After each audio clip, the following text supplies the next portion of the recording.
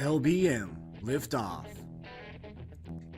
In this training video, I will demonstrate how to create a normal buy purchase order within Liftoff. There are two ways to get to the Create Purchase Order interface within Liftoff.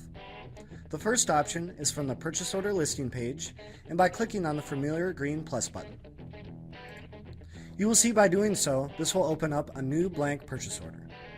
Now the second way to get to the Create Purchase Order interface is by going up to Product Management, hovering over Purchase Orders, and clicking on Create Purchase Order. You will see that the user is brought to the same page. Now the first thing you will need to do when creating a purchase order is to identify the vendor or supplier from whom you're buying. You can do that one of two ways. The first way is by clicking on the orange magnifying glass.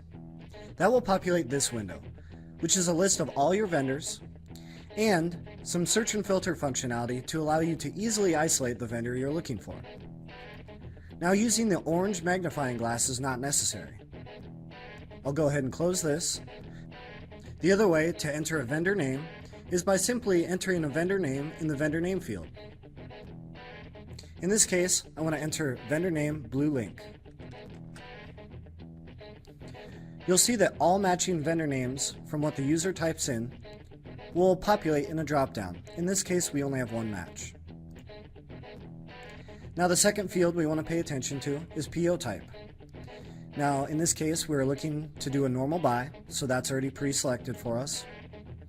Other things populate automatically as well. Fields such as default transaction code, default delivery preference, ship to location, and created by. Let's go ahead and change created by to Jason. Now nothing else in this top section needs to be selected for a normal buy purchase order, so we can go ahead, scroll down. Now in order to add products to a purchase order, the first thing you want to do is go to the product number field and enter a product. If there is more than one product that matches the number you enter, you will see a drop-down of all the matching numbers. In this case, I'm looking for 248DF. Once a product is selected, you will see additional fields fill in, such as the product description field. In this case, we have selected a 8-foot by 2x4 piece of framing lumber. Now to move to the next line, I simply press tab, and we have moved down to the next product number field. Now let's add one more product, increase the quantity, and we're ready to finalize.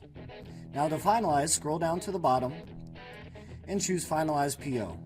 You will also notice some other options here: PO worksheet, sorting, and save as is. But let's go ahead and click Finalize PO. Once you have finalized, you'll be brought to a detail page. Now this page has some options as well: receive all now, print labels, cancel remaining items, or even export options. Now let's look at the bottom of the page. If you scroll down to the bottom, you will see documentation options: view PO, print PO, email PO, or even fax PO. All options to help your business thrive. LBM, lift off.